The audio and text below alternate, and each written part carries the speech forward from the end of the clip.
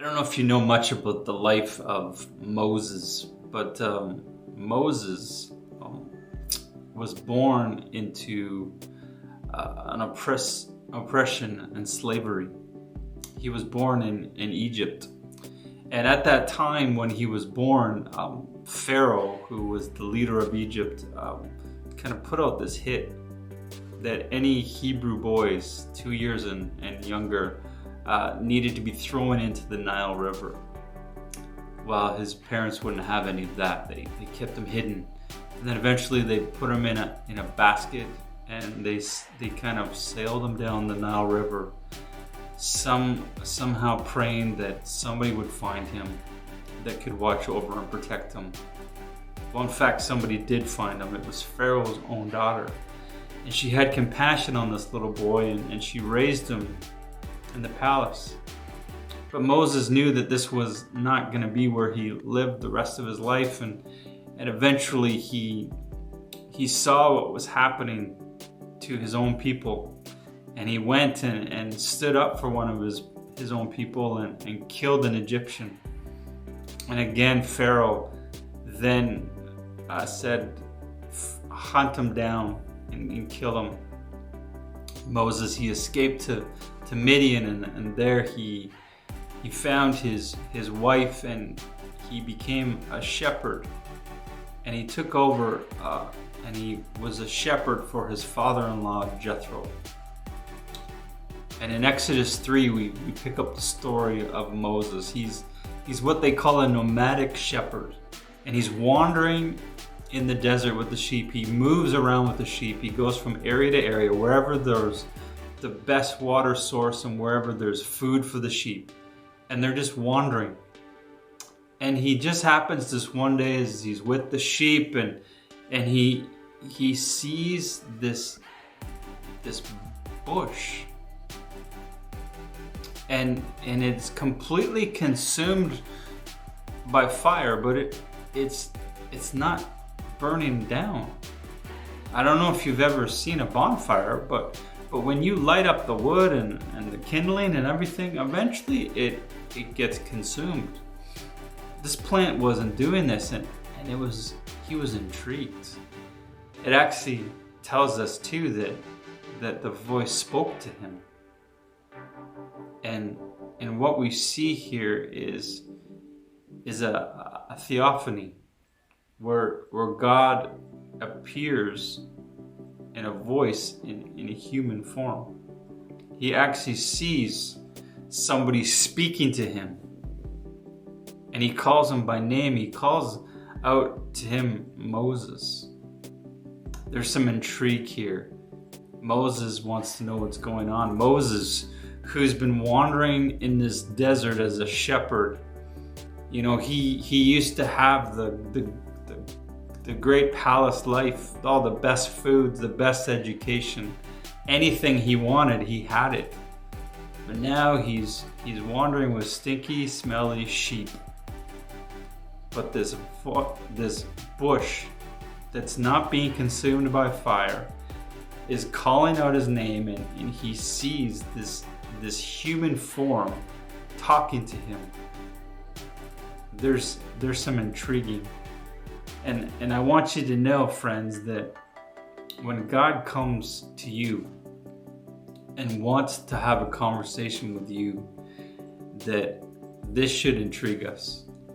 This should get our attention. This should be, I want to know what's going to happen next. What is it that God wants to say to me? And this is where Moses was at. He was intrigued. He was like, what's going on? The next thing that we see happening here is this is a very intimate moment between Moses and God. And God desires those moments for you, friends. You think about that if you are the only person, C.S. Lewis kind of talks about it, like even if God comes to you and has these intimate moments with you as if you are the only person that ever existed. And he tells Moses to do a strange thing. He says, take off your sandals. This is holy ground.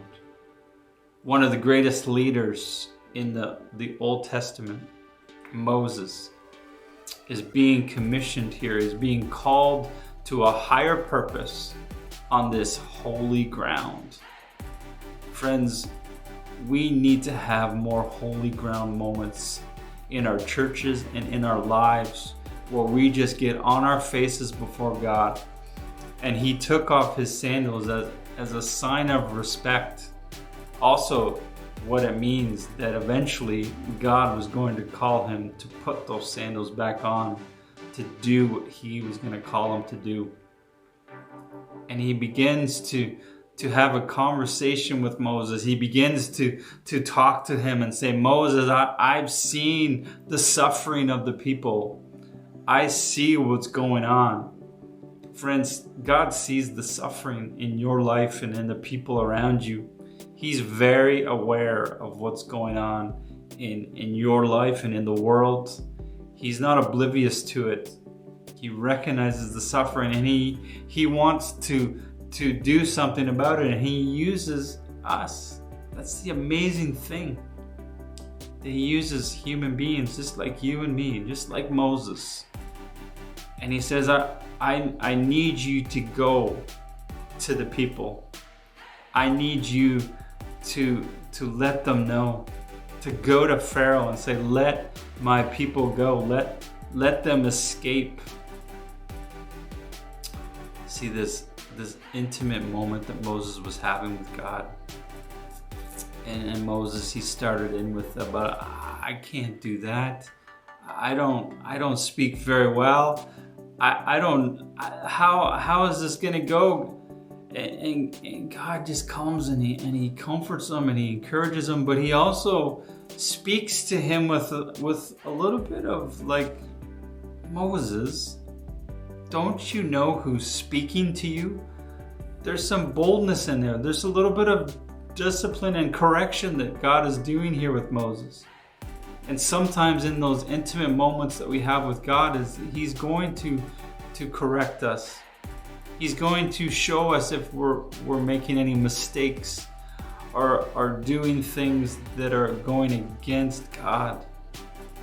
He wants the best for you, and God knew that Moses' life was not to be simply a shepherd, but he had bigger things in mind for him.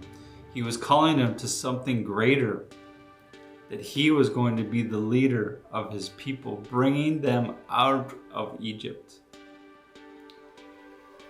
Moses was so baffled and confused, but yet he was caught up in this beautiful moment, all of it happening at the same time. And then God begins to give him the instructions as to what was going to happen. That he was going to go to his own people, and he was going to let them know what happened. You never would believe this, guys. I saw this bush, and it wasn't even burning up, and it began to speak to me in this human form, showed up, and it was actually God himself talking to me. And he laid out this plan that he actually sees that you guys are suffering, and he's got a plan to lead you out. And when he was talking with them and as he was dialoguing with God, Moses said, well, what if they don't believe me? What do I tell them? And he said, to tell them that I am who I am has sent me. The I am, God himself, Yahweh, is the name he used. And friends, you need to understand something about this name, that Israel, the Jewish people, would not even utter this name because of what it meant, the holiness and the sacredness of this name. They actually used a name instead for God, and they would say Adonai, because Yahweh was like, we can't even say it. And Moses came to his people and said, I am who I am, Yahweh has sent me. And that would have got their attention.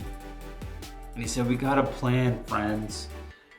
We need to go. I'm going to bring my brother Aaron, and we're going to go before Pharaoh, and we're going to say, you need to first let us go and take 3 days so that we can worship our God, so we can make sacrifices for our forgiveness. Pharaoh would have none of that. And so Moses said that the next thing that's going to happen is there's going to be 10 plagues. But in fact, God said that he called them wonders and miracles. Wonders and miracles.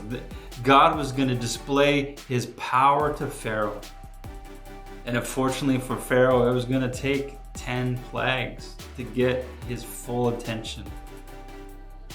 And eventually he would give in. And then Moses said, and this is what else is going to happen. God told me that we are going to plunder Egypt. We are going to be able to go to Pharaoh and to all the women in Egypt and say, we need your jewelry. We need your gold. We need your livestock. We need your animals. We need your carts. We need everything that you have. And they would plunder Egypt. And when they would leave Egypt, they would leave with all the supplies that they needed. See, Moses, though, he needed the courage. He needed the boldness. He needed this moment with God to show him and to almost dare him to move. Dare him to move is a great Switchfoot song. It's one of my favorites. But this also, dare you to move, tells us and shows us what needed to happen with Moses for him to go and live the life that God had called him to be. Much more than a shepherd, he was going to be one of the greatest leaders of Israel's history. And he would do it first by intrigue. Being intrigued by this bush, being intrigued by this voice that knew him intimately and personally and was speaking to him, intrigued to have a conversation with God. And then there would be this intimate moment, this moment of holy ground where God would call him, where God would call him out and show him the plan that he had for his people. God wants to show you his plans, but we need these holy ground moments for God to speak into our lives. And then the instructions. God would give him the plan. God would show him how it was going to look for his people to come out of slavery in Egypt. So God is just like with Moses. He's saying to us, dare you to move, dare you to do what I have called you to do, dare you to live the life that I have for you. And in that, what's going to happen with God is that we will be intrigued. God will get our attention. That we will have intimacy with God, these holy ground moments, and then that we would listen to the instructions that God has for us, the life that God has for you. So we do these things, friends, there's no telling what great things God will call you to do. The life that he has for you, now you just need to be dared to move and go and live that life.